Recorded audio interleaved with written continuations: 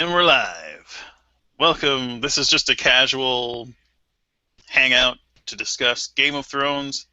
We're fans, and We're going to talk about that's what we're going to do. it.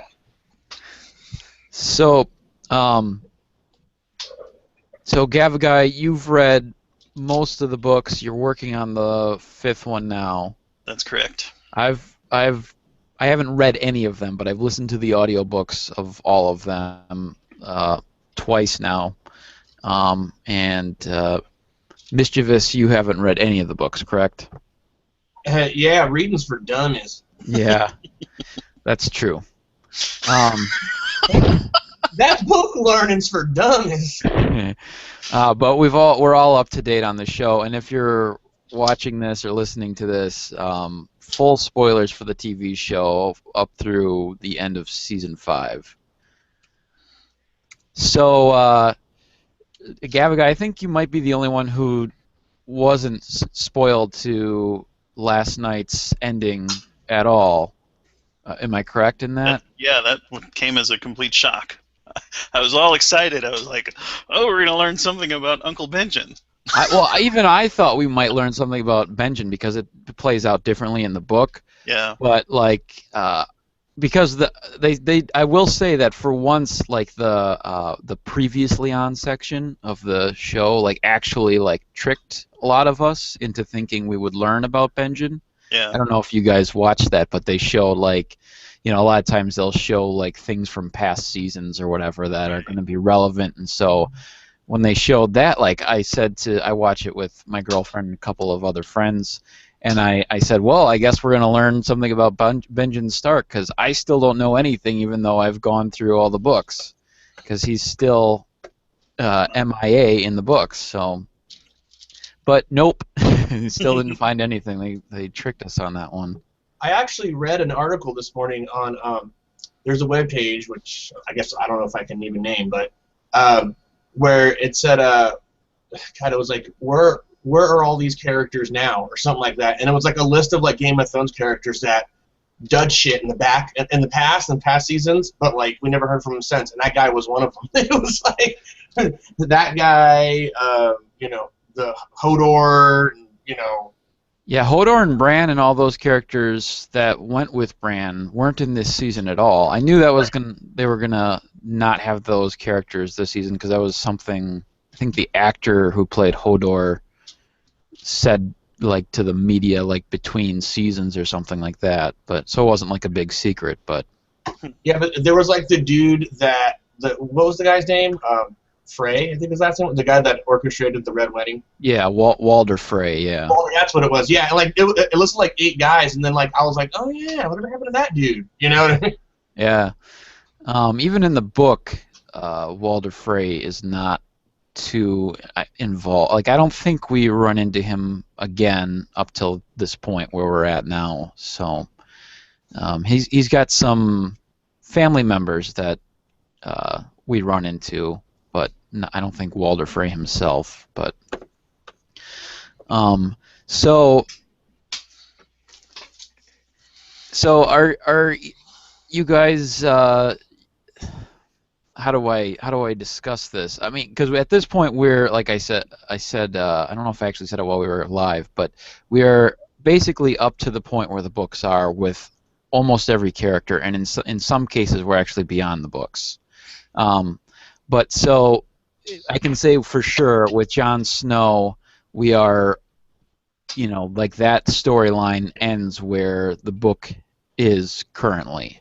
So any discussion about Jon Snow or what happens after this event is complete speculation. So there's no spoilers here. But are you guys familiar with some of the talk going on about Jon Snow? Like on the internet? Yeah. No. No, but my beautiful bride had a guess as to at least one possibility. And then the funny thing is, she guessed the same thing again tonight when we were talking about it. not Forgot. having remembered that she guessed, but she said, "Oh, Melisandre just rode into Castle Black, and maybe she'll bring Jon Snow back, like the other guy that's." I don't know if he's a priest of the Lord of Light or whatever, but Yeah, Thoros of Myr is the other guy Yeah. that you're thinking of. Yeah. But yeah, so what you're referring to is way back in season 3.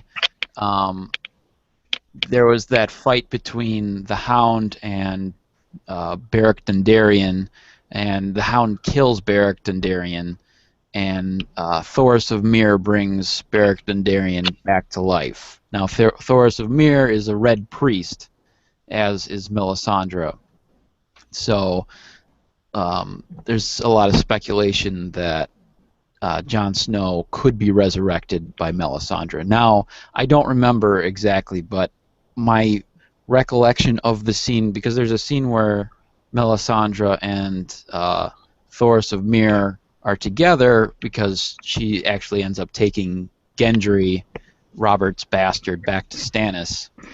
But if I remember correctly, and that doesn't happen in the book, those two meeting up, but it seemed to me like she was surprised that Thoros of Myr was able to resurrect Beric Dondarrion back to life. Like, so the question I have is whether or not, because I think that's actually a very plausible. I think that's a plausible theory that she would possibly bring Jon Snow back, but if she's not even aware that like that's a thing that the Lord of Light can do, it brings into question whether or not she'd be able to, Right. My girlfriend thought he was gonna do like the Dawn of the Dead thing, like his eyes kind of glaze over and he becomes like a White Walker. So she's like, "Oh my God, he's gonna be a White Walker." I'm like, why would you think that? Well, it's not out of the realm of possibility. Right. Exactly. Well, suppose you're right. But like from the books, and I don't think this would be a spoiler, but like it's implied that you have to, because technically speaking, there's actually the White Walkers are the conscious beings. Like the Jon Snow killed one, he's the one that like shattered into ice or whatever. Like those are technically different things than the undead people. Right. So like the implication from the books is that you have to be like sort of like summoned back. Like I think in the books it makes it sound like you have to be stabbed with one of their weapons. Now on the TV show we saw all those people come back to life just by the guy raising his hand. So I don't know if that's a difference from the book and the TV show, or if it's just my recollection is not quite correct. But is anybody pissed off that Jon Snow went out like a bitch, though? I mean, like they totally bitched him out. Like he had this great fight with like that White Walker. yeah, And I'm not sure if you saw the fan-made film where they did it with lightsabers. no, No, It's I didn't see that. It's pretty bitchin'. You'll find it on YouTube. But it's just that scene where he fights and he grabs his sword. It's all it gets all lightsabered up. It's all holy crap. But Yeah. I thought he would go. I mean, if anything, like I thought he would die in battle, like being betrayed or something, but like dying in battle or something like that. yeah, Not yeah. Shanked by a squire and a couple other fucking guys. Yeah, like when you think about it too, like with Ned Stark, he goes out, like lying, saying that he was a traitor, and then he gets beheaded. Like when you go out on this show, like they kind of piss on you as you're going down too. They don't just let you get killed. Your whole pride and everything's got to go out the door too. Right. Yeah. It hurts. It would be like I think like killing off Luke Skywalker in A New Hope. You know what I mean? And then sodomizing him or something. Like it's just bad. Like they rip your heart out and then they just stomp on it. Yeah. This show is like everyone's first ex-girlfriend. Like it's just bad. Like it hurts me. Yes. like even like I was just thinking because like I was like, oh, I guess Rob at the red wedding, it wasn't that bad for him, but it kind of was afterwards because you had the whole scene in the next episode where they chop his head off and then put the direwolf's head on top of him and then have him riding around like that. So it's kind of like, yeah, they kind of did that to him too, just post mortem. He had to witness his wife getting stabbed in the belly like 4 times too. Yeah. Yeah, there was a lot of bad stuff that happened. Interesting, though, in the book that she was not at the red wedding and is still running around somewhere. Yeah. I find it interesting. I don't know if you've run into any of this, and I haven't run into anybody personally who said this, but I see it online where people, after something like this, they say they're going to quit the show, which I find interesting just because, I mean, I get the kind of negative reaction right away, but it's like that's kind of why you watch this show, isn't it? For these kind of things, like these big moments that you wouldn't get on another show. So I always find that kind of interesting, like when the red wedding happened, people saying, "Oh, I'm done with this show. I'm not going to watch it anymore." And I don't know how many of those people who actually say that stick with that. Yeah, it's like the people that say if the president's going to get elected and they don't like him, that they're going to move out of the country. Nobody's going to do that. Yeah. I guess it takes less effort to stop watching a TV show than it does to move out of the country, though. So. Yeah. I don't know. Am I allowed to screen share something? As far as I know, yeah. Hold on a second. Hold on a second. This is exactly what you guys are talking about. And if I can just figure out how to do it and not be retarded, that'd be great.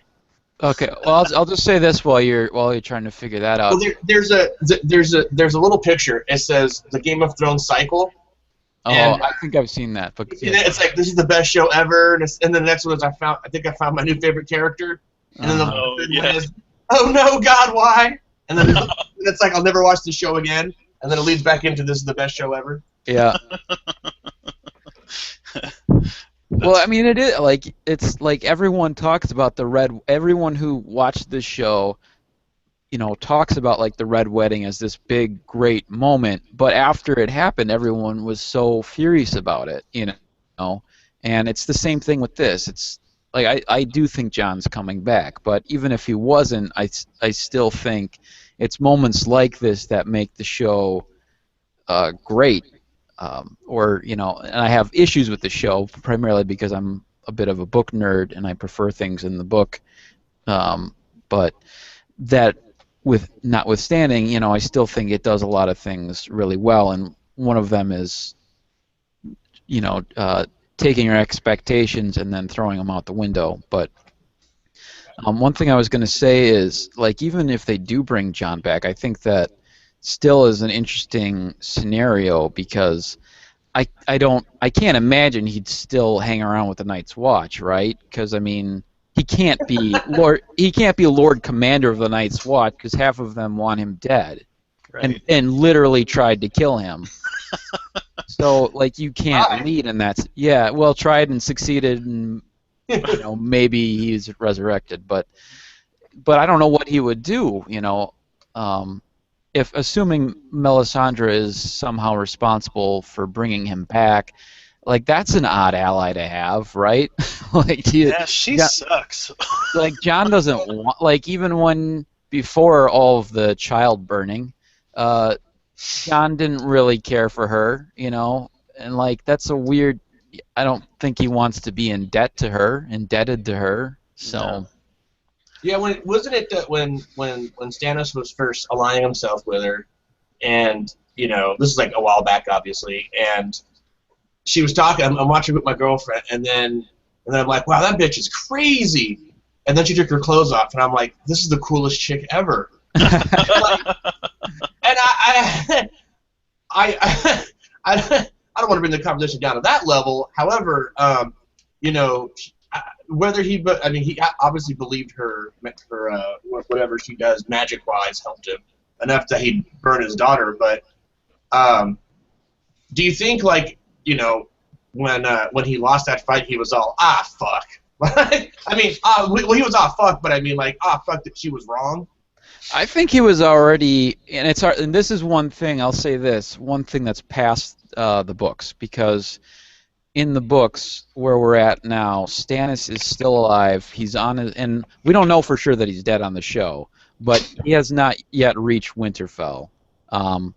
And his daughter is still alive. His wife is still alive. None of those characters, not his wife, not his daughter, not Melisandre, and not Davos, none of those characters went down with him to Winterfell in the book, to Winterfell in the book. So that whole storyline just got super accelerated.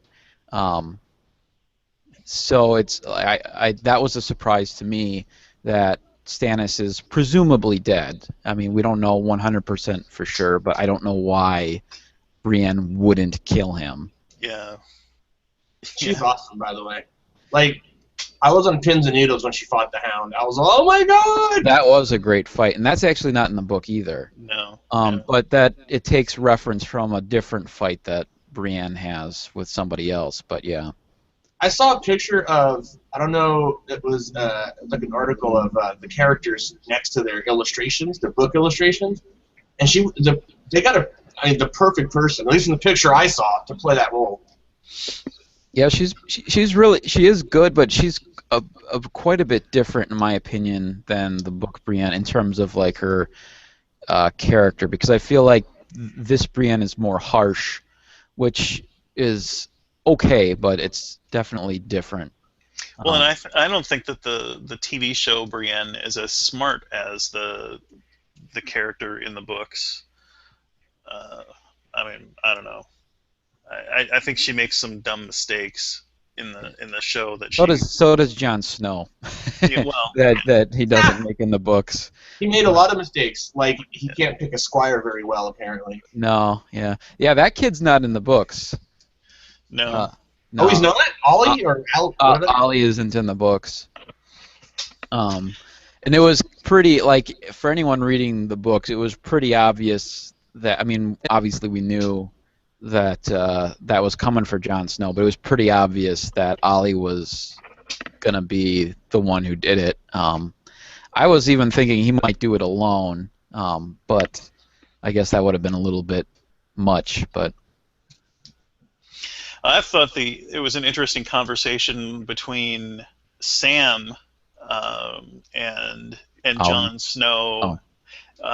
You know, when Sam offers to go to Old Town to learn to be a maester, which was the roles were completely reversed in that conversation because from the book. Yeah, from the book, right? Yeah, I was like, well, that's interesting, and you wonder why they make some of these decisions the way that they do. I don't know. Yeah, I don't mind that one so much, but it is interesting too because there's like it's not as obvious unless you're really looking for it, but like it's the same thing with Catelyn and Robb. Like almost in every case, like on the TV show when Catelyn is making a decision, it's Robb making that decision in the book, like a decision that involves both of them. Like Catelyn going to talk to Renly when Renly's still alive, just before he dies. Right. It's in the book. It's Catelyn's idea, and in the TV show, it's Robb's idea. And it's just interesting. I think on the TV show, in that case, they tried to make Catelyn more motherly, whereas in the book, she's not as kind of like generic. Yeah, not as generically motheringly or nurturing or whatever. But yeah, there are some interesting decisions. One thing I do want to bring up regarding Stannis and kind of weird. I don't even want to call it a change. I think it's just a complete omission, like that bothers the hell out of me.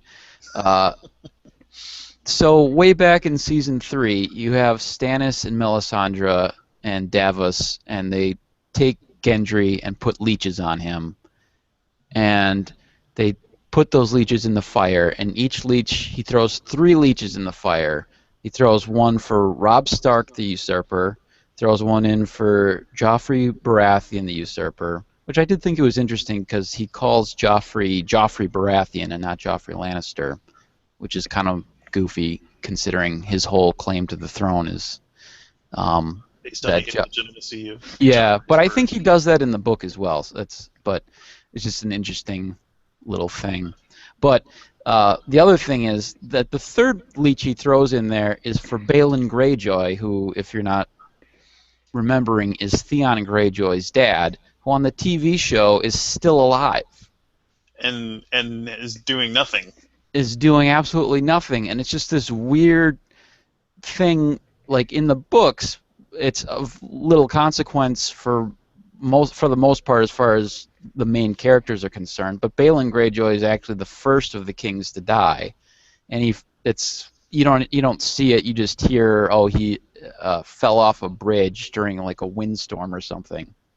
But it's just so goofy to me, like that they either missed that or they've intentionally left Balon Greyjoy alive for seemingly no reason. But it really, like, I was thinking about that when Stannis is willing to burn his daughter alive, when the King's Blood is only worked seemingly 2 out of 3 times. Really, you're gonna burn your daughter alive when it only works 2 out of 3 times? I'd have to have a 100% rate on that, I think, before I'm gonna burn my daughter alive. The problem is that you don't presuppose the truth of the fire god. Yeah. He went in with 2/3. He goes, well, I'm going with the odds. I mean, it's 2/3. Yeah, 2 out of 3. But it's a really weird thing to me that they just, because all they have to do is have one character at one point say, oh yeah, Balon's dead, and then be like, okay, whatever, and that would clean that up. But they haven't done it. There's just this. Because I think Balon Greyjoy or his daughter was in that article I read. Like, what happened to these guys? Yeah. It's like you're hitting all the talking points of that article. Good job, Turtle. Good job, Turtle.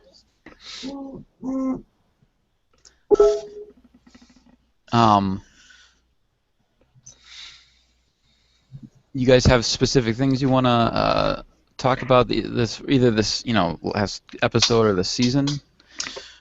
Well, it's Sansa. You guys go ahead if you got something to say. Like I can tell you that storyline doesn't match up to the book. I don't know how far you are into that, Gavagai. Yeah, she in the book where I've gotten to, she has been promised to some other lord who is affiliated with the Eyrie, and Littlefinger has set it up in anticipation of Robert or Robin's death. So, if I may be so bold to say, but Littlefinger is my favorite character. That doesn't have boobs.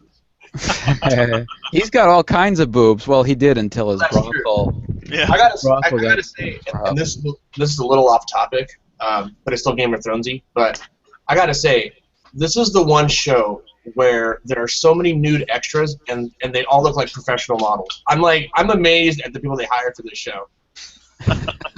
I'm serious. I'm looking. I was like, holy! I mean, how do these guys even concentrate? Especially like when you're in Littlefinger's brothel, and I'm sitting there watching this with my girlfriend. I'm like, oh, dude, this is crazy. But anyway, Littlefinger, he's definitely my favorite character on the show. There was a lot of speculation on the internet before the show aired yesterday, where it was like, oh, this is going to be a tough one. There's going to be a lot of heartbreak. So I knew it had to be one of the good guys, because if Littlefinger died, it'd be like, he was cool, but he was a dick. Yeah. So I knew it was either going to be John or the other dude. There was somebody else. Who am I thinking of? Tyrion, maybe? Yeah, or Tyrion. That's what I'm thinking of. Yeah. He can't kill Tyrion. Right. Exactly. There would be riots in the streets, and that'd be the reason he'd do it. That's true. It wasn't going to be one of the girls. Arya or Sansa. But Well, but Sansa did bite it. Do you think so? Well, I don't know. I mean, they jumped off from an awfully high place. Now, it could be that they jumped into a haystack or something. they looked down though, didn't it just show like snowy earth? Showed snow. It showed snow. Yeah. What do you think, Mischievous? You think that was a suicide jump? That would be the worst suicide jump ever because it wouldn't have been necessary at that point. Well, and, you know, what are the repercussions if you don't die? You know, you're at the mercy of Yeah, Psycho. that's true. I mean, that would be the reason I would think maybe that would be a suicide jump would be because you know you got no way out other than suicide. But yeah, you might not die. Though if I said this after the episode aired, if they tried to make it look like that was an escape plan on the TV show, maybe don't immediately before that have somebody else fall from exactly that same height and die horribly. Like, because that Right. makes it seem like, yeah, you can't survive that jump. Okay, but she was trying to escape, right? Or she was trying to like find a way out or something, right? Like they came When back. that happened, yeah. Right. So When then she got caught, yeah. she got caught. That chick fell. No one was like, "Oh crap, that chick fell," because they were like, "Well, they returned." So she could have easily gone back to her room and, I mean, got probably horribly raped or something. But I mean, but it wasn't like, you know, Theon's like, great, you know, that chick just died. Now we could jump to our deaths. It just didn't seem like something.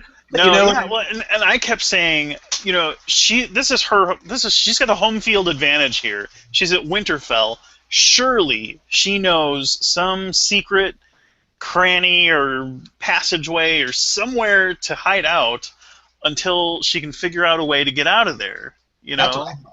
Because she picked the lock to get out, right, of her room. She had like a thingy, didn't she?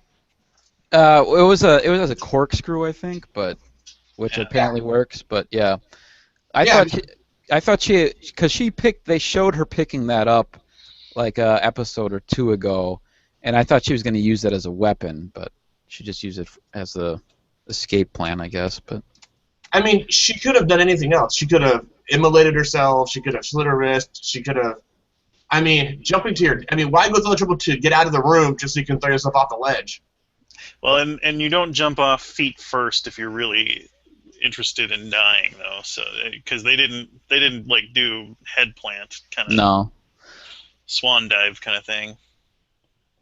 Does anybody think that Bolton guy, that psychopath, looks like the most evil hobbit I've ever seen? Yeah, sometimes. He looks because look at. I mean, just take a look at that picture of that guy. He has like that kind of that hair, that curly, you know. He looks a little like Sam to me. Like he looks like an evil hobbit. I totally can see that. I will say, though, that he is capable of looking very normal at times, too, because when they first introduced him, you didn't know who or what he was. You thought, because when they first introduced him, if you remember, he was there, like, pretending to save Theon, and then he leads Theon out of Theon's where they're holding him, and basically just leads him right back to it, and then it's kind of revealed, oh, this guy is kind of in charge of the torture that's going on. But way back then, he looked like a normal guy, you know. So I think they picked a good person to have that who can pull off both that kind of crazy look and also look normal when he needs to. Did you see the Coldplay musical, like Game of Thrones musical thing? Mm-mm. Oh, it was for charity, like that Red Nose Day or something like that. They were, you know, trying to raise money or whatever, but made this kind of comic sketch where they were trying to do a Coldplay musical. It's pretty cute, but the reason I mention it now is there's this scene in that little comedy sketch thing where the character that plays, or the actor that plays Theon is standing there, and then the other guy that plays what's his name? Ramsay, yeah, walks in, and Theon looks all scared at first, and Ramsay's kind of looking at him a little grim, and then they run over and hug each other. And Oh, they're I did see laughing and that. stuff. Yeah, I did see that actually. I didn't realize that was Coldplay, but Yeah. You know you've been in a relationship for a long time when you use the word cute in conversation with other dudes. I do that too. But side note, was anybody else? Was anybody? I see. Cersei's walk of shame, right? That was the other big thing. Yeah. Firstly, I was disappointed to find out that was a body double. I was honestly, I was. I was impressed because I thought it was a body double at first, like when they were cutting her hair, because every time they showed like wide enough where you saw her, like the hair was in the face. Right, Then exactly. when it was a close up, it was clearly Lena Headey, but then when they were outside, I thought it was Lena Headey the whole time, so they did a good job. Yeah, they totally CGI'd her face, I believe. But because I was like, this show has a lot of nudity and stuff, but I was like, she's what, in her 30s, or mid-late 30s, something like that. I'm like, that's balls in this career, and at this time on a show so popular to go full nude like that for an extended amount of time, Yeah, and it's not even like in any way a flattering kind of nude either. It's completely humiliating. I mean, it's supposed to be. That's the whole point. So, yeah, that's an interesting character, the Sparrow. Yeah, what a great guy.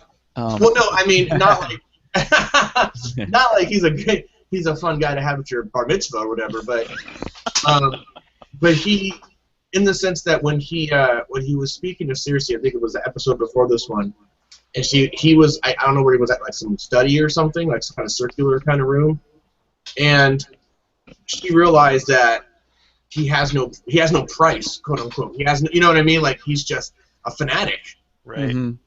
And that's a real frightening thing. You know what I mean?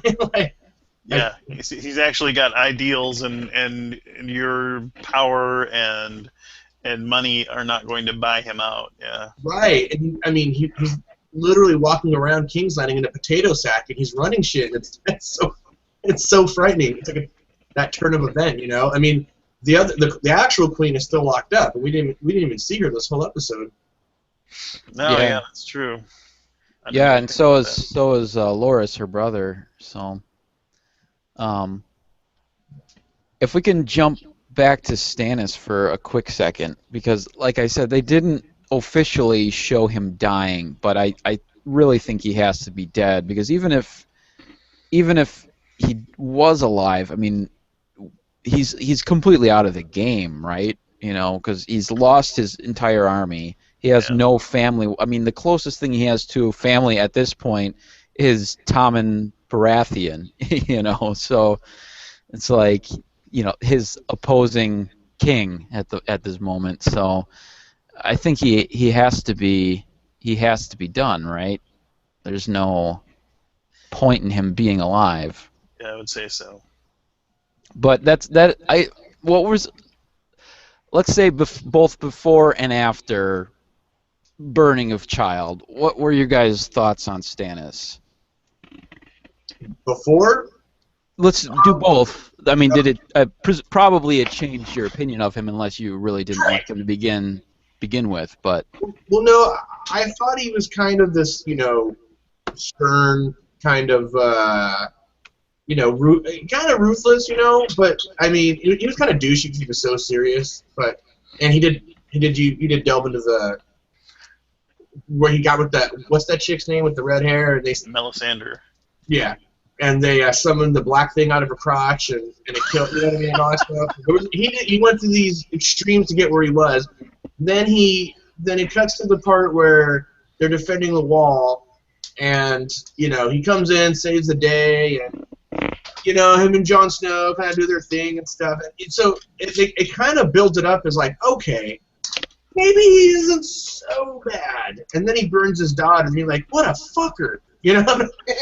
And then when that simple act, like, it all goes away, we're like, wow, something bad's gonna happen to you now, because it's never a good sign when you start burning your kids. It's just, and then his wife never really gave two shits about her until she saw her at the stake anyway. So. Yeah, and that seemed odd to me too. That she was so gung ho about the whole religion thing. I didn't think she was going to have a problem with it, and then there it comes, and she Suddenly did. right. Yeah, that seemed. I mean, I guess it's possible that the reality actually grips you, and seeing it happen is different than thinking, oh, I would sacrifice anything for this religious belief. But it's Yeah, still, I think they should have planted the seed of doubt. Like they should have shown us prior to that moment there was some possible seed of doubt, because it rang a little false to me in that moment. right. But I actually liked Stannis beforehand, and I wasn't crazy about that moment. But I was willing to see where this played out. To be honest, I don't mind that Stannis loses here, but I wish they had played it out longer than they did. Like, okay, if this thing doesn't work, this whole king's blood sacrificing the daughter. I mean, we don't actually know for sure that the whole king's blood thing doesn't work. It's entirely possible that she doesn't count because you need, like, for instance, Targaryen blood. Like, if the Lord of Light is concerned with king's blood, but he doesn't actually count the Baratheons as kings, let's say, for instance. Like, it's entirely possible that king's blood does work, it just doesn't count because the Baratheons aren't considered kings as far as the Lord of Light is concerned. But I think it would have been more interesting to see Stannis pull out a victory, or at least still in there at the end of this episode, and then to see him kind of like slowly fall apart over the course of the next season. I think that would have been more interesting to me, especially because it was like so quick. I mean, it was literally like he had 1 second of like, all right, maybe this will work out, because the snow melts, and it's like, okay, but then like immediately half his army is gone, his wife is dead, and Melisandre's out the door. So like it was to me, it was just too quick. Like, I don't mind. I like Stannis, but I don't mind that, like, the storyline is the rug gets pulled out from under him. I don't mind this tragic story, but I wish they had massaged it a little instead of just kind of like just right out from the rugs pulled out from under him like immediately. If you look at the timeline, or not timeline, but the time of the episode, and I glanced at the clock when this happened, the part where it shows the Boltons riding against him, where he's like, "There's no time for a siege," and they start going at it. That was less than 7 minutes into the episode. I mean, Really? That was like, it was really fast. Yeah. I mean, it was. I was like, wow, he's dead by the time the first commercial happens, or not commercial, but the first 10 minutes, he's like dead. Yeah, where a commercial would be if this wasn't on HBO. Right, yeah. It's like, holy shit.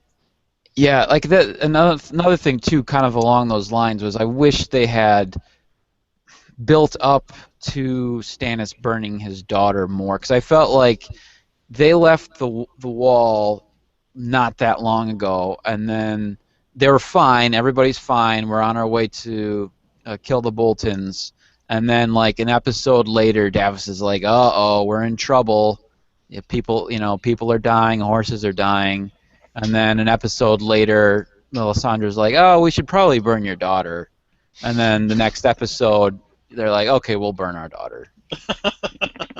Like, it was just a little too quick. Same kind of issue where I feel like it would have been better if they had built to that better. But maybe they discussed it like off camera. You know what I mean? Like the night before, they had like a 6-hour conversation in like the battle tent.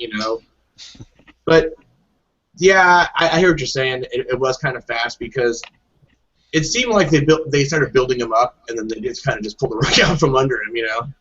Yeah, I wish he had at least one victory. So there was could have been more of a surprise to the rug getting pulled out from under him.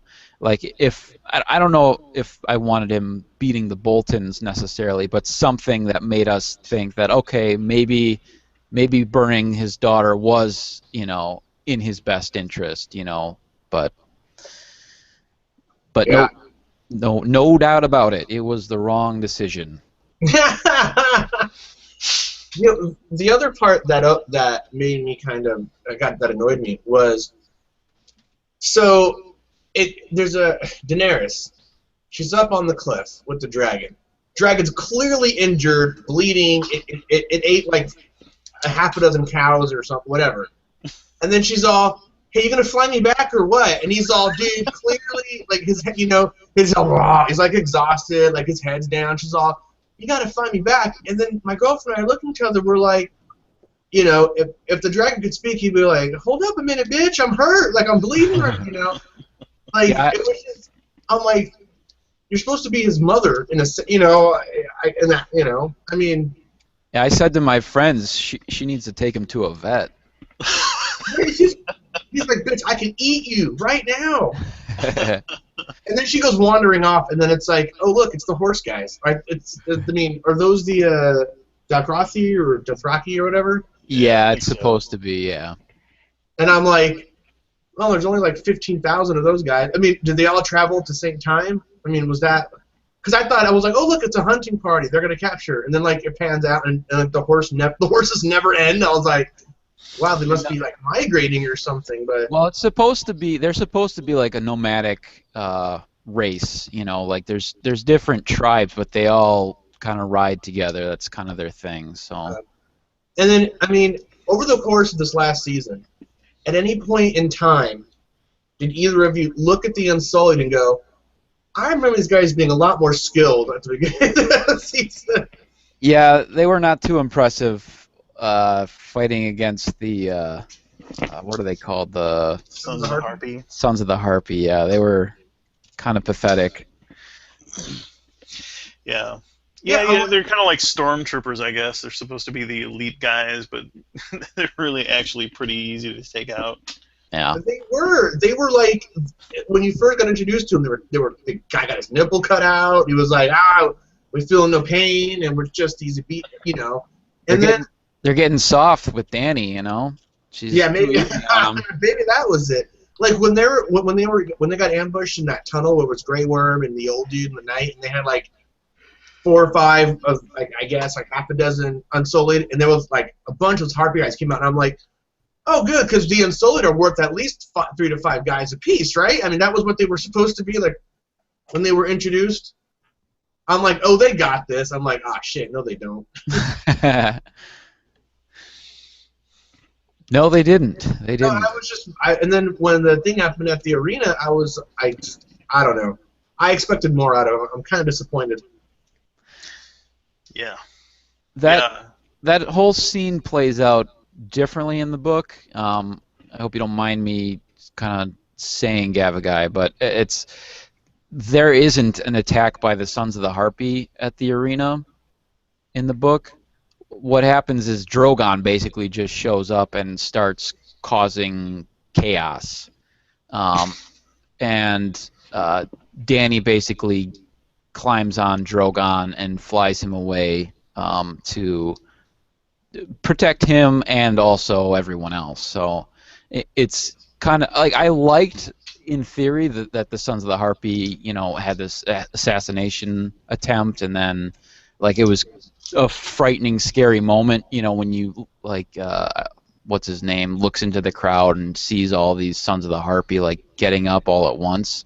Like Yeah. that was a cool moment, but it kind of made that plot point kind of weird then, because you had like one really weird moment in my opinion where they're all surrounded by the Sons of the Harpy, and the Sons of the Harpy aren't doing anything for the most. They're like attacking like one at a time, despite the fact that they're completely surrounding our heroes. But then it also makes it weird because then Drogon shows up and saves the day, and then Daenerys just climbs on Drogon and flies away, but everybody else is still in trouble. I said the same thing. So that made that weird because, like I said, I like that the Sons of the Harpy attack. That was fun, but then it made it weird when she flew away because she just basically abandoned all of her friends. I said the same thing. I'm cracking up right now. She could have been like, "Peace out, bitches, deuces," and like that's how I imagine it. I'm like, but she's leaving everybody else she supposedly loves. She's just like, I'm out. Yeah. Well, I got my ride. See ya. Yeah. And anybody think, okay, so when Drogon shows up, I was like, oh, sweet, because, you know, being a fan of fantasy, I'm like, oh, cool, he's going to fly about and, like, just raise everybody. And then he fucking lands. I'm like, what the? Like, you're the stupidest dragon I've ever seen. I was like, well, he's only one of 3 in the whole world. They're not. He's not the brightest. They don't have a whole, like, community where they can share ideas about how to fight or anything. So they gotta each kind of figure it out on their own. He's like, don't.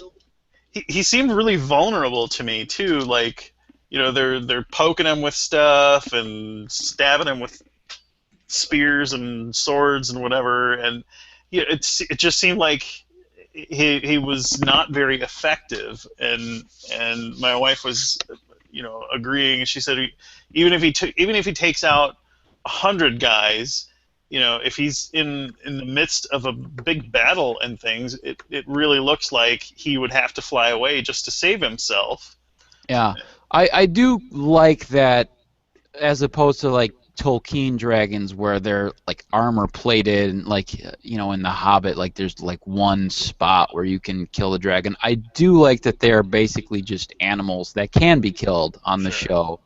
But I think some of that is kind of mixes what Mischievous was saying, where it's kind of like, well, if you trained your dragon to actually fight and not just let it, kind of just do whatever, fly around and eat sheep, and make itself vulnerable in that situation, like you could actually have an effective weapon, but as it is, it doesn't know how to do battle or anything. So, like when the White Walkers attacked out, that last episode or the episode before last, I was like, wow, I wish somebody had a dragon that can breathe fire, that can fucking toast these things.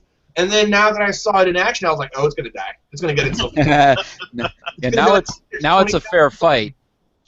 Because it's like you said, like if there's a dragon, it'll just take these guys out. But it's like, oh, maybe it won't.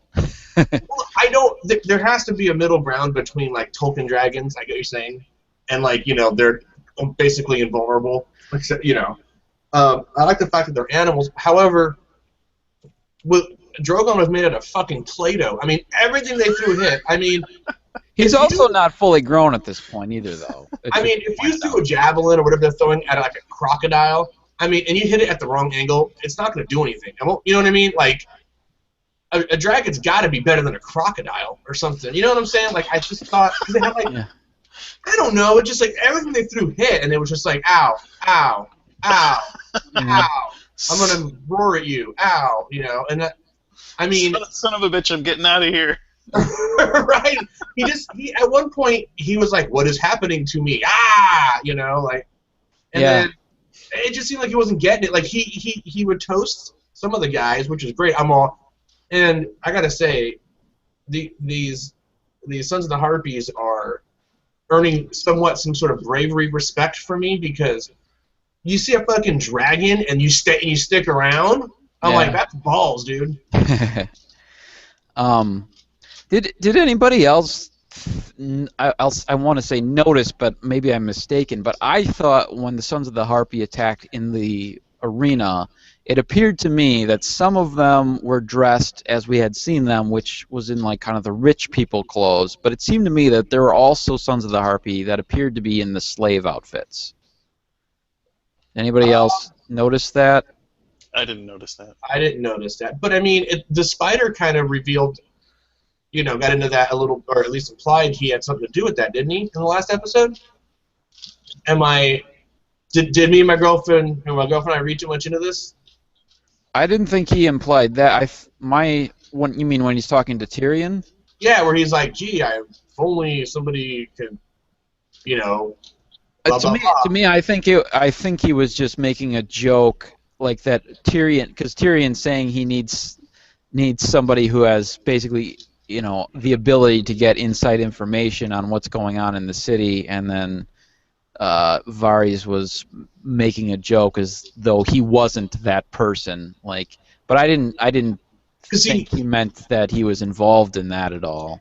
okay, because the way kind of he was like, the queen is gone and the heroes are riding off to find her, and this is a very convenient situation for you, and the way, and then he was like, well, I don't know, like we were like, I wonder if he had something to do with it behind the scenes. I could see. That's not how I took it, but I could definitely see what you mean. Yeah.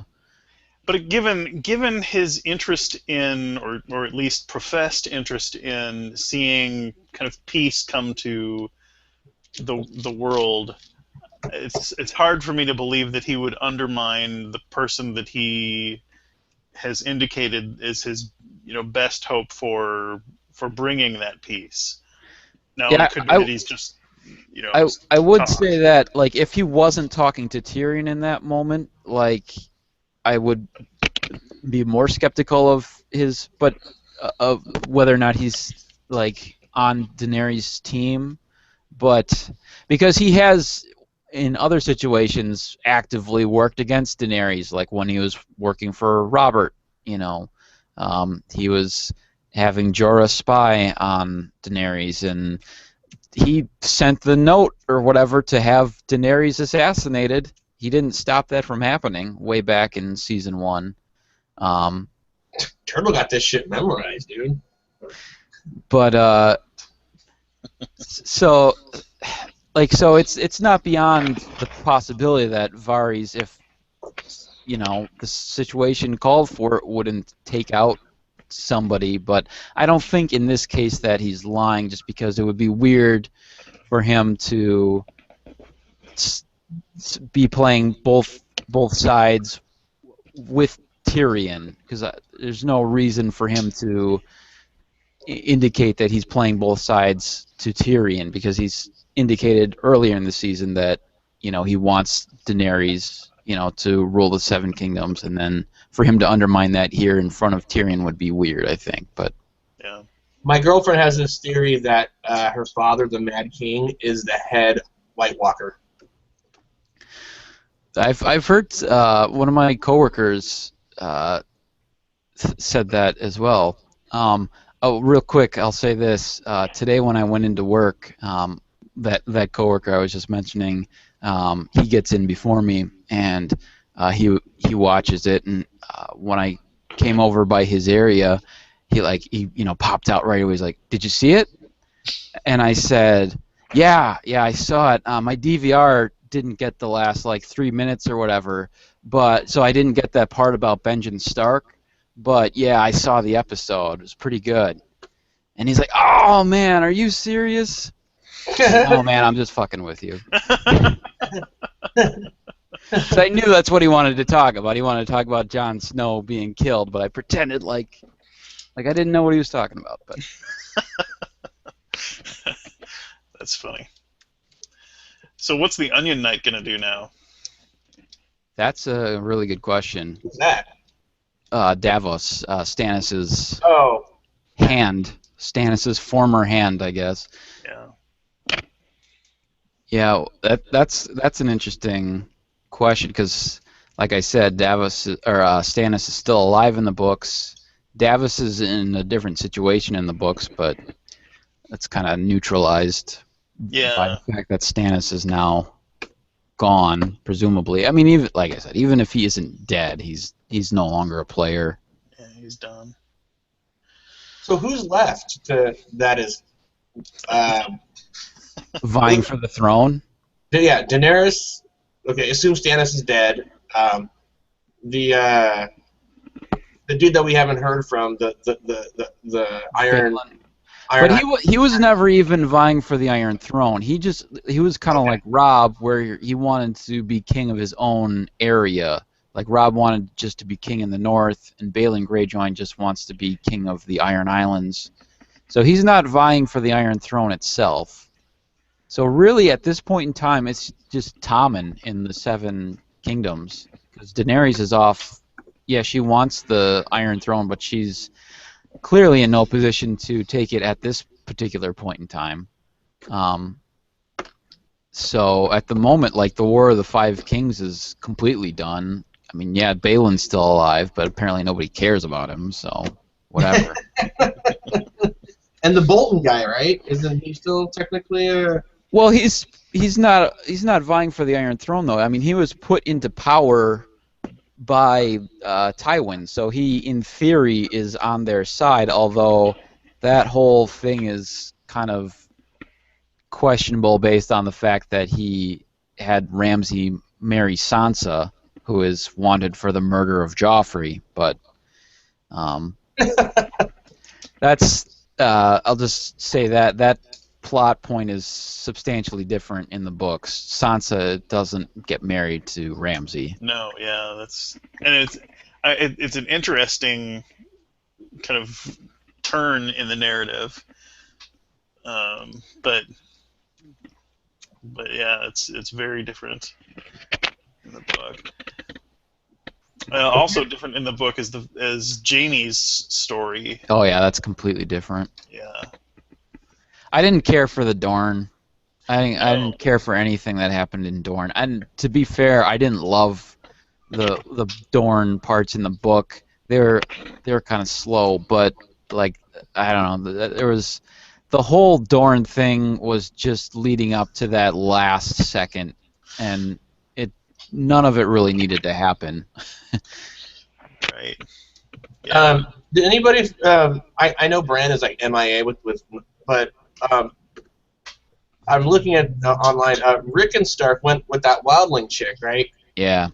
And he hasn't been heard from since either. No. I believe he's went off to the Umbers Holdfast or whatever, fortress or whatever it is, but at least I'm pretty sure that's what happens in the book, and I think the TV show also had them go there. But yeah, he's also MIA in the book as well, so that's par for the course. Yeah, there's really nobody left. I'm all scanning through it. I'm like, I was trying to explain to, I'm coming from a background of playing, D&D and stuff like that. And, I've been a gamer pretty much my entire life. And I was trying to gauge how well each character played the Game of Thrones, quote unquote. And I was just like, Ned Stark had to have, the lowest fucking... I mean, he was like, come on, man, you're smarter than that. And he's like, nope. He's too honorable. Too honorable. Yeah, well, I read the book before I saw the show for that first book, and I was frustrated with him through the whole thing. It was hard for me to get into the book just for the frustration that I had, reading through Ned's chapters. I was like, are you kidding me? You're just gonna go there with him? Good grief. Yeah, he was, and it was it's Frank Bean, right? Sean Bean. Sean Bean. He dies in everything, so I mean, you had to have known he was gonna die. I mean, name me a movie where he hasn't died. It's very rare. It's true. As soon as they cast him, I'm like, oh, he's dead. Have you been watching since season 1? Yes. Okay. Yeah, I actually started... So you actually have been into this longer than I have, because I started the books after season 1 ended, and I actually got spoiled to Ned Stark's death, and that was kind of what got me interested in it, and so I started listening to the audiobooks, and then got all my friends and Gavagai into it at a later point in time, but All your friends and Gavagai. yeah. I was gonna say in family, but that's not true. Just you. Just you. All my friends and that guy. Yeah, and that one guy. I just kind of grew up with him. But No, Melisandre's the same age as I am, so I don't feel too bad now. Because that's the important thing. Yeah. So do you think this episode was better than the one prior to it that had that big battle? well, that was actually 2 episodes ago, right? Was it? You're talking about the White Walker one? Yeah. Was it? Yeah, because the last that was 8 with the battle. Then 9 was with Stannis burning his daughter, and No. then, I'm trying to think what happened after he burned. Oh yeah, and the Drogon comes and saves the day. Oh yeah. That was 9, and then this, one with Jon dying is 10. I actually really liked the battle episode, in part because it doesn't happen in the book. So it was a big surprise to me. Like, Jon never goes to Hardhome in the book. So when he went there, like, I kind of had a sneaking suspicion when Sam gave him the dragon glass that there's going to be a White Walker there. But I did not anticipate there being a full-on battle that lasted almost half the episode. Like, that was a big, pleasant surprise to me. And I will say that they kind of owe us one, because in the book you get the battle at the Fist of the First Men, when the Night's Watch goes out ranging, and that's when Jon gets captured by the wildlings, but Sam and all the other Night's Watch guys end up fighting this big battle, and it happens literally. It's the last thing of season 2. Is you see all the whites arriving at the Fist of the First Men, and then season 3 starts and the battle's over and all the Night's Watch are running away. So that was not surprising, but it was disappointing that they didn't show any of that battle when it happened. So they kind of owed us a White Walker battle. So, but it was really cool. I really enjoyed that. So for me, I would definitely say I preferred that to this, especially since I knew the 2 main beats that were going to happen here, with Cersei's Walk of Shame and Jon Snow being killed. But that's just me. I think, actually, my favorite part of this whole episode, the part that actually got me excited, that actually was like, fuck yeah, was Arya's assassination of pedophile dude. Oh yeah. I don't remember his name, but I mean, you know how hard it is to aim at someone's eye? I mean, I know he wasn't expecting it or whatever, but just like boom, like right there, like before he could even like react. That was brutal. That was one of the most brutal deaths. Oh yeah. I mean, maybe in my opinion, only surpassed by the Red Viper getting his head squished. But oh yeah, with his teeth busted. I like Dorne, actually. My girlfriend really likes Dorne, just like from an aesthetics standpoint. Sure. Like, she likes what? She likes Dorne for the aesthetics. Oh. Like she's always been in that kind of Moroccan-y or whatever kind of, Yeah, was it in Morocco or was it Spain? I don't know. I couldn't tell you. But the architecture is similar. Yeah, either or, but it's the I don't know if she's the sister of the king, the emperor, whatever. Yeah. Yeah, pretty much the entire episode, whenever she's on camera, my girlfriend's like, that bitch! Like, that bitch! And so, Like, even before the poison or after that? even before the poison, she just had like this like estrogen clairvoyance that knew that chick was gonna be pregnant. Like some ovarian telepathy or something, but she just knew. And then You know, I thought the interaction though between her daughter and the dude, Jamie's buddy, Braun. that was hilarious. That was probably the bright side of the show, was their interactions from when they were in jail, from when she left. Yeah, and in retrospect, that whole jail scene makes more sense now. I mean, as to why they had that happen, because they had to show the poison. But like that whole Dorne thing this season, it felt like just a different show to me. Like it felt like Ron and Jamie got sent off to a spin-off, like their own show that had almost nothing to do with Game of Thrones. Yeah, it felt forced because I mean, but the writers were all on their own for that thing because it was so different from anything that was going on in the book. And you know, Jamie's narrative in the book, I think, is really interesting, and you know, had some. I think it would have been neat to see it play out in the show, but.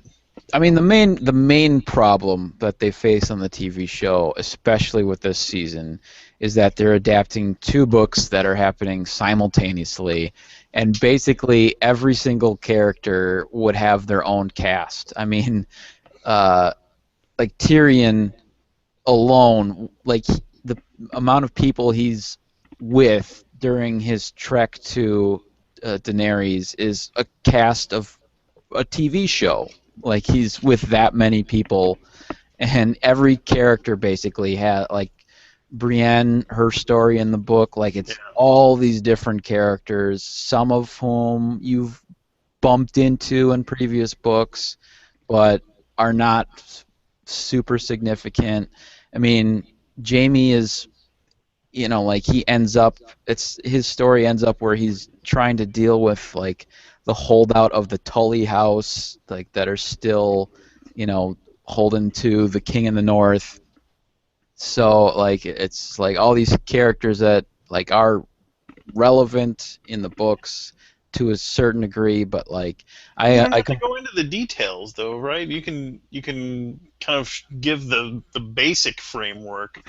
Yeah, but I think it comes down to just having a cast, like of having so many people, like that you couldn't afford that, so they had to like just whittle down characters, and so because I feel like the Dorne thing is going to end up being important, like that there's going to be conflict between Dorne and House Lannister, you know, obviously going forward.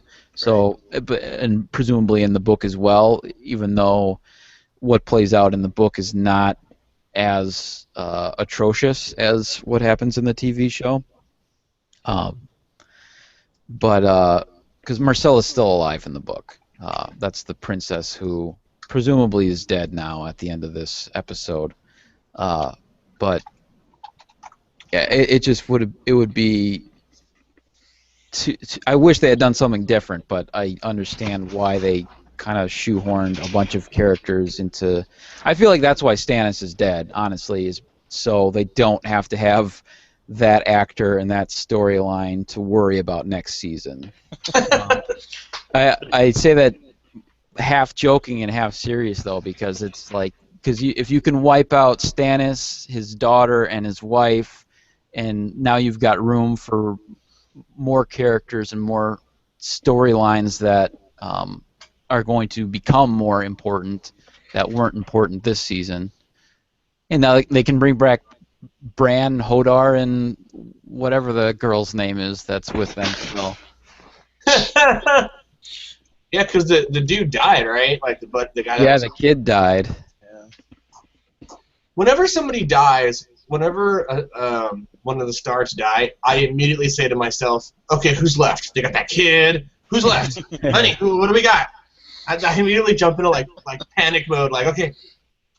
Yeah, well, it's been a while since any of the Starks have died, though. Like, they've been holding out pretty good.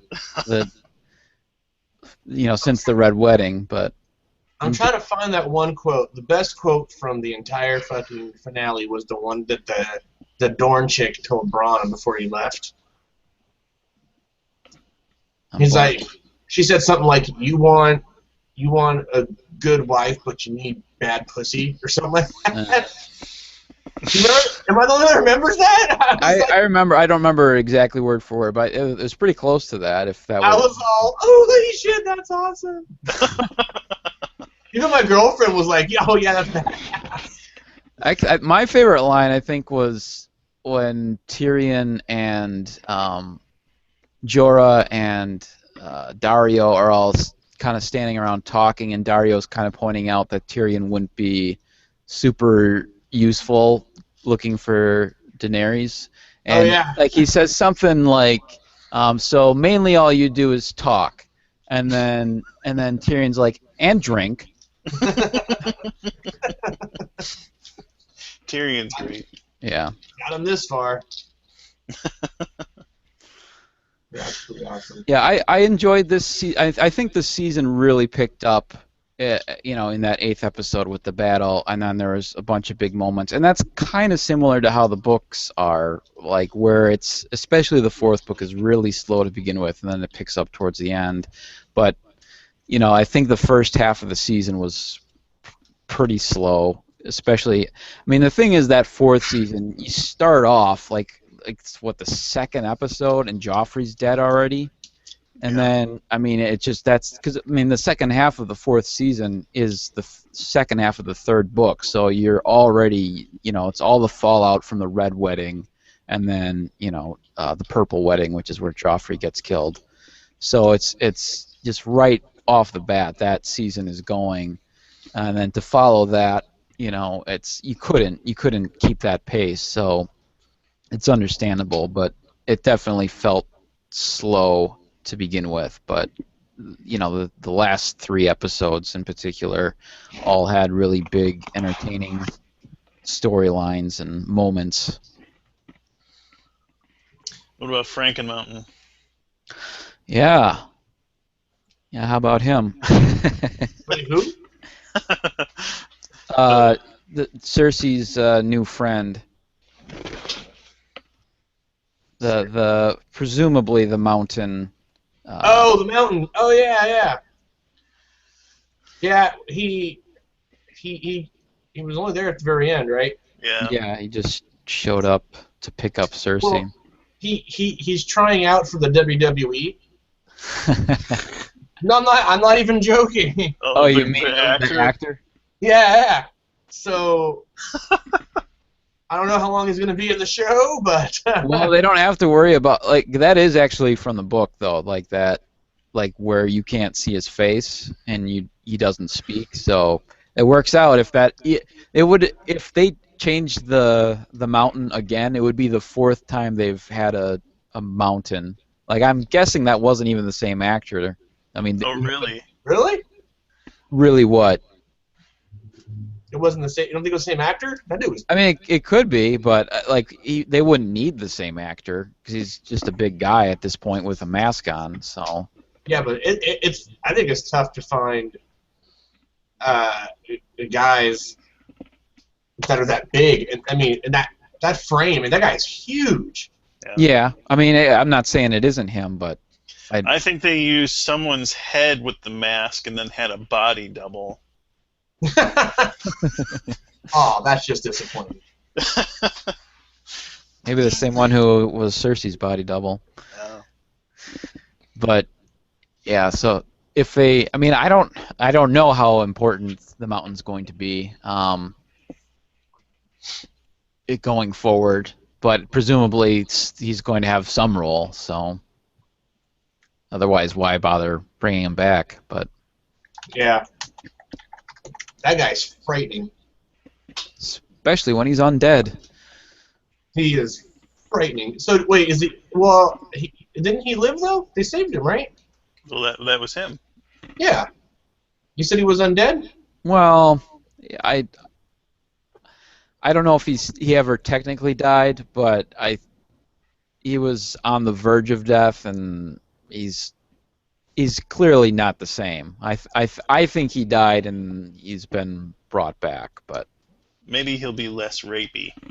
Maybe. Was he raped? Wait, I don't remember that either. God. Well, he raped. Oh, that was why Oberyn wanted to fight him, because he raped and murdered Oberyn's sister. Oh yeah, that's right.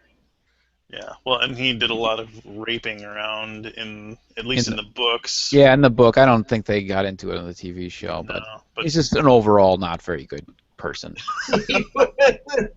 He's probably a better person now, to be honest. Yeah, right. That's what I'm saying. Hopefully, he's less rapey now that he's whatever it is that he is. Yeah. Rapey. Whatever he is, whether he's undead or just mostly dead, revived, but Yeah. Yeah, that's a big guy. I don't want him raping me. That's for sure. no. I think that's all I have to say, unless somebody else has something else. No, you pretty much are a pro at this stuff, dude. You're like season 1, episode 7. Do you guys remember when Tyrion had that fork? I'm like, what the fuck?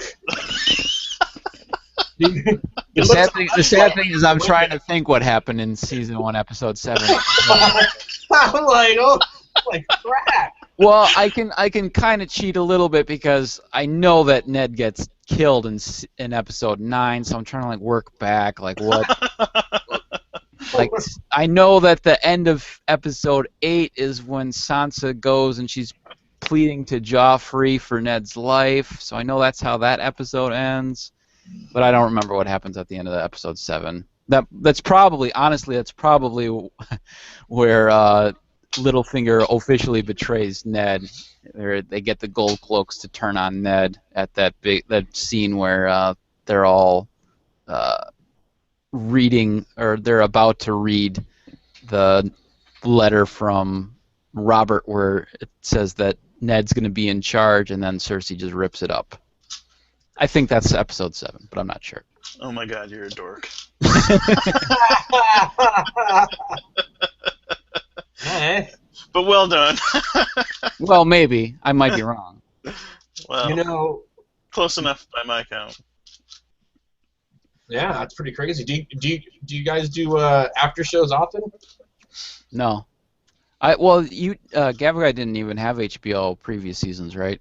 No, yeah. So. Who needs HBO? I mean, yeah. I mean, yeah. Go get HBO. So he wasn't up to date until this season. So. Yeah. Oh. Yeah, I'm good.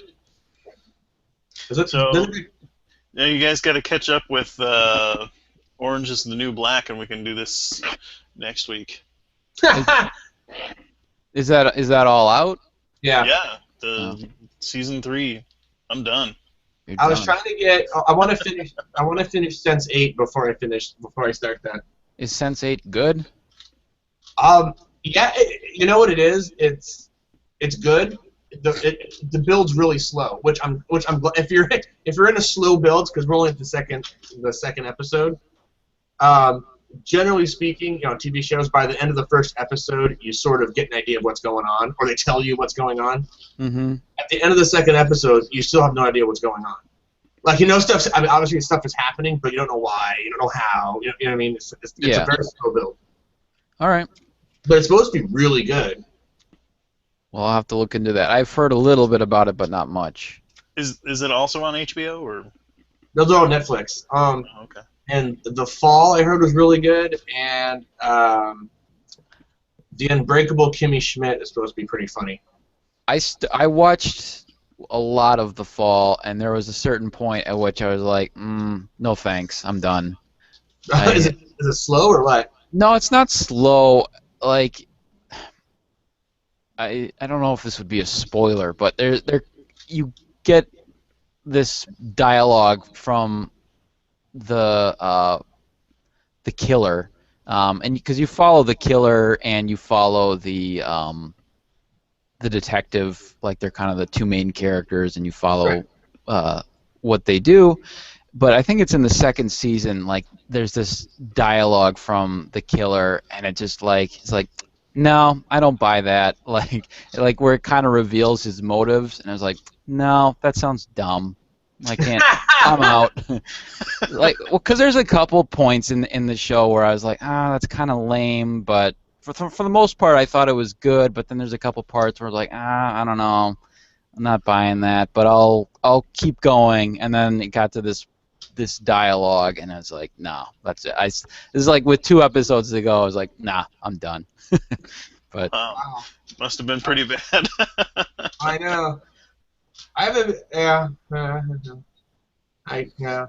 I'm kind of disappointed now. I was looking forward to watching that. well, here's the maybe the good news is maybe I've lowered your expectations so much that when you get there, you're like, oh, what was he talking about? That's fine. I mean, I can stomach that.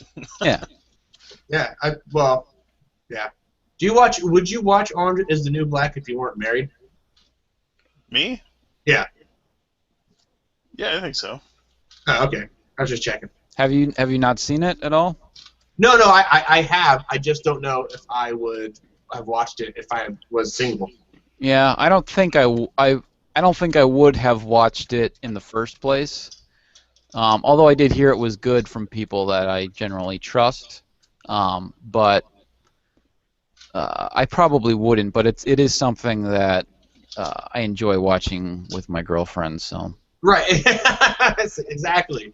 Yeah. It's like when someone tried to tell me a long time ago that like Legally Blonde was like a really good movie, and I was like, yeah, no, I'm not watching that. that's No, great. you don't I'm not understand. watching it. In its dumbness, it's smart. And I'm like, no, it's not. That's a little different, though. This is... I mean, this gets cheesy and girly and stuff, but it's... I don't know. It deals with themes. This season, I think this is not spoilers, but it does get a little preachy as far as a few kind of political issues.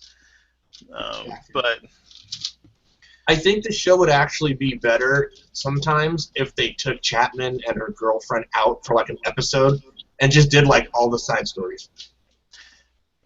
Or all the side characters. they do quite a bit of side stories. Yeah, those parts are more interesting to me because, I mean, yeah, she's pining over this chick, and I'm just like, look, either get back with her or don't. You know what I mean? Well, you've seen the season, I haven't, but The or not, I'd go for it. Jason Bateman is not in this newest season. Is that correct? Jason Bateman? Jason Bateman? I'm sorry, Jason Biggs. Oh, I was like, wait a minute. He's the porn stash character, right? Jason No, Biggs? that's No, her no. husband or fiance or whatever. Yeah, that was her fiance in the. Oh, yeah, you know what? That didn't even occur to me. The American Pie dude. Yeah, no, he's not in it. Well, that's good because I didn't really care for him ever. No. So Yeah, I gotta agree. I think when it came to between him and that chick from that '70s show, I'm voting for the chick. yeah, well, for a number of reasons, but like I just found Yeah. like some of his like decisions and actions like just hard to believe. Well, he but- never outgrew that sort of like awkward, like teenage movie face. Like, you know what I mean? Like he doesn't have a wide range. He did good in a couple movies, Jason Biggs, but generally speaking, when he's put into these roles where he's like the hapless kind of, you know, like Yeah. he's always the dude from American Pie. At least to me. I didn't see American Pie. What? He. What? I'll. Sorry. What? That's like I'm a little older than you guys, I think. But You still there? For oh no. hello? Yeah, I Turtle, saw you're the breaking up second there. one. Oh, sorry. Can you hear me now? Yeah. Yeah. I will say that I enjoy Jason Biggs as Leonardo on the new Teenage Mutant Ninja Turtles. But Oh, is he like? Yeah. he was in the on the Nickelodeon cartoon. He was the voice of Leonardo. Like, do you know how that chick from Twilight, whatever the lead actress is? Yeah. What about Whatever her? her name is. Is it Kristen Bell? Kristen Stewart. Kristen Stewart. Okay. She has like one acting face. Like, and if Yeah. and if you, I haven't seen Twilight, but I saw Snow White and the Huntsman a couple times. She has like one Couple acting times. face. Well, yeah, my girlfriend likes it, okay? But she always has like her mouth kind of agape. Just she never really closes her mouth. Well, Jason Biggs is kind of like that to me. Like he has like one acting face. It's like serious face and then like like awkward dope face. So I don't. He's not really a compelling element to the show for me. It's almost like a distraction from the other themes that are going on. You know what I mean? Yeah, I think that to me that character was just poorly written too, though. In that first season, especially because you had the whole like what was it? He was like trying to write a story. I forget what it even was. Like about like not masturbating or edgy. like he was going to write a story about that, and then like I forget what happened, but it just like completely dropped off. Like that was a thing for him for like 3 episodes or 4 episodes where he's writing this story, and then all of a sudden, which was weird and like stupid in my opinion, but then like it was ultimately completely irrelevant too, like because then because it was then it became about writing a story about being a husband or whatever while your wife is in prison. I think is what got him away from edging. Right. But so like that, it was just that weird. Like there's things like that where it's just I think poorly written, but like that we're supposed to believe this guy is like seriously trying to write this serious story about edging, but Haven't heard that word in a while. well, now you have. But I guess we're a little off topic at this point. Yeah. But I've had a good time. Yeah. We'll have to do this again, if nothing else, for season 6, right? Definitely. Yeah, I Yeah, wouldn't mind. I wouldn't mind doing. Although I typically have been watching like every other week's. Like we'll watch like with my group of friends, we'll watch 2 episodes at once. But maybe we can work something out. Yeah, or we can definitely do it once The Walking Dead starts back up too. Gavin guy doesn't watch Walking Dead. No. What? I watch it, but I don't really like it. So. Oh, my heart aches right now. I'm sorry, but. If I had a soul. Yeah. Good thing you don't. Good thing I don't have one. But if I did, it would be so hurt right now. No. I could definitely talk to you about The Walking Dead, but it would be mostly me complaining. So. Did you read the comics or no? No, Oh. I didn't read the comics, but I have issues with the show. But I did actually think this season was better than previous seasons. But it just in general, like I feel like nothing really matters, and they're all stuck in this loop of running into other groups and then fighting other groups, and it just kind of like it doesn't ever like when a character dies, it doesn't matter because another character just joined their group an episode ago or is about to join their group an episode in the future. So it's like it just becomes a complete wash. But that's kind of a general summation of some of my issues with that show. But I do watch it, so. I couldn't make it through season 1, episode 1. I was like, really, I thought that was a good episode actually, but. I was like, There you go. If you didn't enjoy that one, I wouldn't recommend. Right, yeah, exactly. That was probably one of the better. You don't really have to worry about dying all that much on that show if you're white. But if you're not, Yeah. there's an upper limit on how many minorities you can have in that group. That is very true. But all right, I think I'm done for tonight. So I'm gonna have to sign off here. all right, yeah, it's been fun. I think I'm going to stop the broadcast here anyhow, so. All right. All right, gentlemen. Night all, and to our one viewer, thanks for watching. Good night. Take care.